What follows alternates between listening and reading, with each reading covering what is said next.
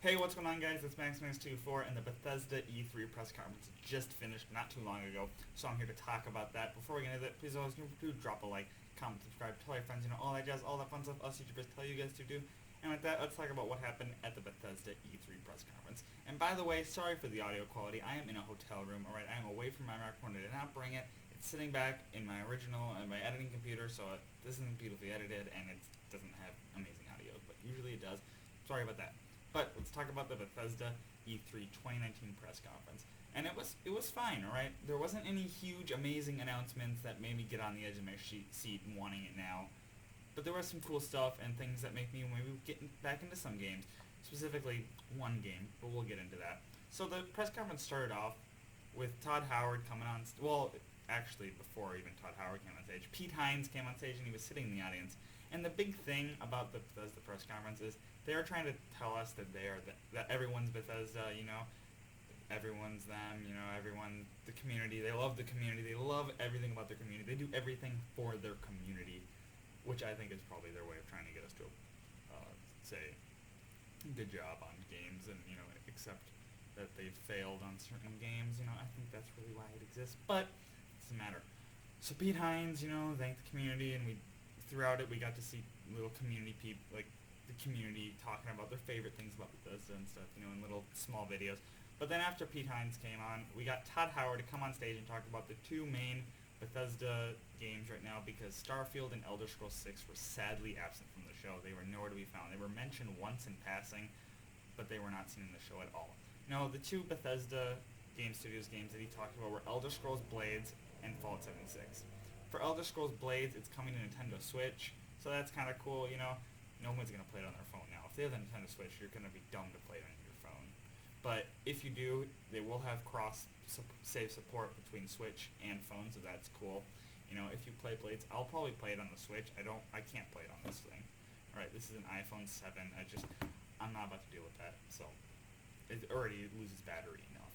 So, but if you've been waiting, you'll be able to play it on the Switch. And then Fallout 76, a move that I think is kind of cool and makes you probably want to jump back into Fallout 76, is their next update, or one of their next updates, Wastelanders, is bringing NPCs into the game. Alright, they said it was their plan all along. Year 1 was supposed to be us going out and claiming, and Year 2 was supposed to be the NPCs coming back. Now, maybe that was their plan all along, but I think it was mainly because of the criticism of the game that there was no NPCs. And apparently the NPCs, they all have their own stories. There's actually a dialogue tree, so your character will actually make noises, but I don't think they'll speak. I think it'll be classic Bethesda Fallout fashion. And I'm actually excited to see what that's like, Wastelanders, what it's like, what NPCs are like in this, with their own stories and a dialogue tree and choices and consequences in an online game. I am excited to see that, and I will probably jump in. That will be coming out later, and with it actually having a giant, focused quest line, one focused quest line, so that's also pretty cool too. And I think it was probably because of the criticism, but if it wasn't, maybe this was their plan all along, and that's cool, it's a good idea. But I feel like it was the criticism, but that's still, I'm excited to see where Fallout 76 can go from this. And they also announced another thing coming, Nuclear Winter, and surprise, surprise, it's a battle royale, but true Fallout fashion. So it could be an exciting battle royale. It looks like a good time, but then again, all battle royales from the trailers look like a good time. But, it's a Fallout battle royale. I mean, what more could you ask for? It's 52 players battling out and trying to become the overseer of Vault 51. So I think that's pretty cool. It should involve 52, that's just my opinion. But I think that's pretty cool. That could be cool. NPCs and battle royale coming to Fallout 76. That was the main focus of the game studios and Switch Blades. And then there was some other news. They announced Ghostwire Tokyo, a new game, by literally one of the best people of E3. She came on stage. She was super happy, cheery. She was having a good time. She was invited there. She got to show off this game. It looks like kind of like a weird. I don't even know. I don't really know what it is, but I'm intrigued by it. It could be cool. It could be pretty great. It looks like kind of like a agent versus agent, like time loop kind of thing. And in a weird, I think that was the time loop one. I don't remember for sure. I just know that it was interesting. I will like to see more where it goes. Maybe it's a great game, maybe not. I don't know. And then They also had a ZeniMax Online talk about Elder Scrolls Online and the new story chapter. I haven't played Elder Scrolls Online very much, so I don't really care about that. But they talked about dragons and elsewhere, and pat on the back, look at us. And then they came on stage and announced an amazing new game everyone's been waiting for. It's a brand new title, a classic reimagined for the modern age. Commander Keen. It's a mobile game. Alright, I didn't know much about Commander Keen. I didn't even know if it was a thing, so they explained that it was a thing, so thanks for that. I didn't even know that it was, but it's on mobile, this new one.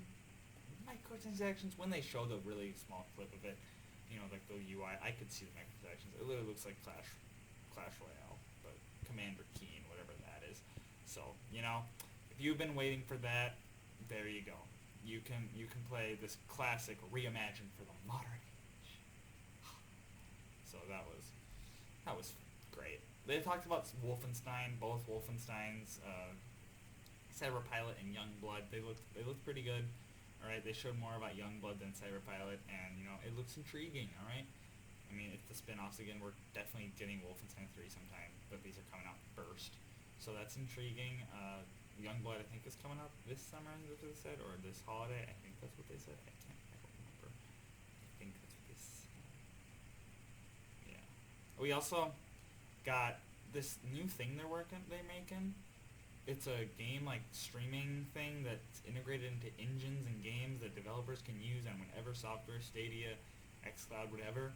That will, I don't even understand it, but I'm not a techie genius. But it'll help the streaming thing and make latency almost non-existent. And they showed it off by playing Doom on a phone, and it worked really well. It was pretty cool. I'm intrigued by it. I'm probably not gonna be playing my games on a phone, but for those of you who are, this Orion thing looks pretty cool. See, when they were talking about it, I thought they were gonna announce a console, because that's just me. I thought, hey, this is gonna get into the console market now. Skyrim essentially console to be exact, but it wasn't that. It was Orion. Whatever. I didn't really know exactly what was going on with this, but it looked cool, right? It'll probably be a useful tool for developers. It's not going to be a useful tool for the everyday person, because we don't know what the heck's going on. We'll just probably download it, or it'll be just part of our game, so we won't even know. But for developers, it's probably very useful. And for tech geniuses who know what's going on, they're probably, oh my god, that's amazing.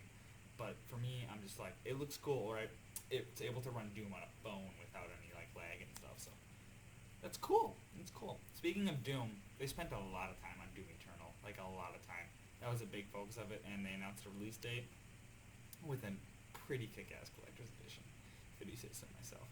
You can get an actual physical helmet. That's right. A physical frickin' Doom helmet. You can be the Doom guy. Now, it might be, and I'm really hoping it's not, the same thing as the Fallout 76 canvas bags that were actually nylon. Alright, I hope they don't actually send you a nylon helmet, because that would be pretty embarrassing. But I mean, I don't think the Fallout 4 helmets were that bad, so the Doom helmets probably won't be that bad, but it was pretty cool. But yeah, that was pretty much the main focus of the entire show. We got Commander Keen reimagined for the modern age. We got Fallout 76 NPCs coming back in Battle Royale, which is amazing. I'm excited. I'm gonna have to put in my Fallout 76 and actually try it out, as well as its free trial for this week. So if you want to go try it out, we got Elder Scrolls Blades coming to the Switch with cross-save support. We got Orion, whatever, it's a game streaming thing that reduces latency. We got Wolfenstein Youngblood and Cyberpilot shown off. Oh, Rage 2 DLC was also shown off. So that's cool, if you played Rage 2, it's there's going to be a mech pilot, a mech thing, and more guns and weapons and enemies, so yeah, that. So yeah, Rage 2 DLC as well, and then lots of time spent on Doom Eternal, and then this new Ghostwire Tokyo, the Ghostwire thing that they were really, really excited to show off, really excited. I got excited because they were excited. But yeah, that was it for the Bethesda E3 2019 conference. I hope you enjoyed. I'll be trying everything from E3. I'll be on the E3 floor this entire week, so I'll, talk about it right here. Everything you need to know about E3 will be right here on this channel, so please subscribe. If you want me to look at certain things, you can just put in the comments, and I will go maybe check it out if there's not a long line. Because if there is, I'm not famous enough to push through everybody, but if there isn't, I'll try. But yeah, I hope you enjoyed. If you guys always remember to drop a like, comment, subscribe, tell your friends, all that jazz, all that fun stuff us YouTubers tell you guys to do. And with that, I hope to see you in the next video.